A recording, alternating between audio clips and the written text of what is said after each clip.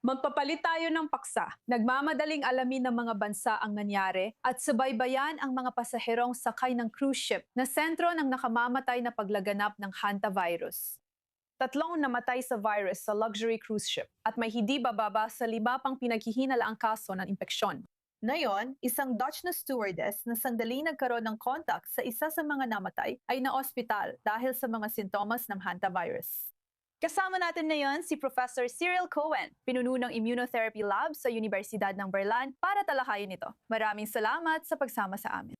Gaano nakababahala ang mga pinakabagong pangyayaring ito? Kumusta Bianca? Masasabi ko nakakabahala ito at kailangan nating maging mapagmatsyag. Pero gayunpaman, hindi ibig sabihin ito na nagsisimula na tayo sa kung ano ang naranasan natin nung pandemya. Tulad ng COVID-19. Dahil magkaiba ang mga virus na ito, ibig sabihin ay mayroon tayong hantavirus. Lubhang nakamamatay ito, totoo yan. Ibig sabihin, nasa pagitan ng 1/3 hanggang kalahati ng mga taong magkakaroon ng sakit ay mamamatay, na talagang nakakabahala. Pero ang paraan ng pagkalat nito ay ibang-iba kumpara sa halimbawa COVID o trangkaso. Kaya masasabi ko na marami talagang tanong, kabilang na kung saan nahawa ang mga taong yon. Pangalawa, ilan talaga ang kabuuan na hawa? Kasi kahit may sintomas ang isang tao, hindi ibig sabihin may hantavirus na agad siya. Alam mo, nalaman lang namin yon pagkatapos kapag ang mga sintomas ay masasabi kong malala na. Kaya sa tingin ko, kailangan nating maging maingat at gawin ang mga ginagawa ngayon. Subaybayan ang bawat taong nagkaroon ng kontak sa mga nagkasakit. Sige, binanggit mo ito. Posibleng tinitingnan natin ang isang bihirang uri ng hantavirus na naipapasa mula tao sa tao. Hindi ito ang karaniwang hantavirus. Una sa lahat, paano ito kumakalat at paano ito masusuri?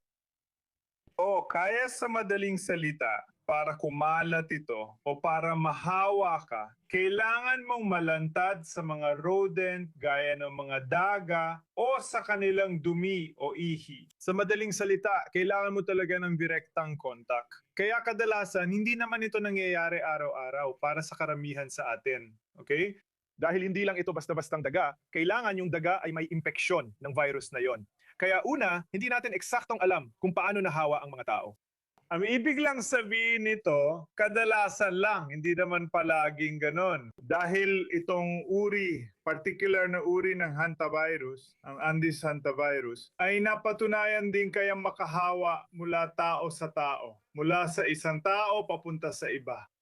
Muli, kailangan na malapit ang kontak pero posible ito. At kaya sa tingin ko ay mas nag-aalala kami kaysa sa karaniwan pagdating sa hantavirus. Dahil ang sakit na yon ay kumakalat, naniniwala kami, mula sa kontak. Alam mo, mula sa isang tao papunta sa iba. Nakakabahala ito pero kailangan pa nating makakuha ng higit pang sagot. Sige, at panghuli, anong mga sintomas?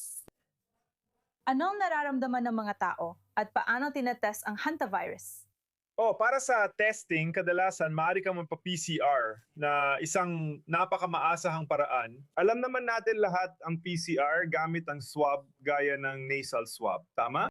Pero higit pa dyan, alam mo, paano mo malalaman kung may impeksyon ng isang tao? Kaya sa simula, hindi mo talaga alam. Dahil karamihan sa mga sintomas ay parang trangkaso. Mga sintomas na parang trangkaso tulad ng lagnat, ubo, pagkapagod at iba pa. Pero pagkatapos ng ilang araw, hindi na makontrol ang lagnat at marami ng problema sa paghinga. At minsan, alam mo, ang mga sintomas ay parang hemorrhagic fever, yung tipong may pagdurugo, alam mo yon, may mga pagdurugo talaga. Kaya iba talaga ito sa trangkaso. Pero sa simula, hindi mo alam. Kaya hindi rin natin alam kung yung flight attendant na yon ay talagang, alam mo, nahawa ng hantavirus o hindi. Pero tinetesting nila yon habang nag-uusap tayo ngayon.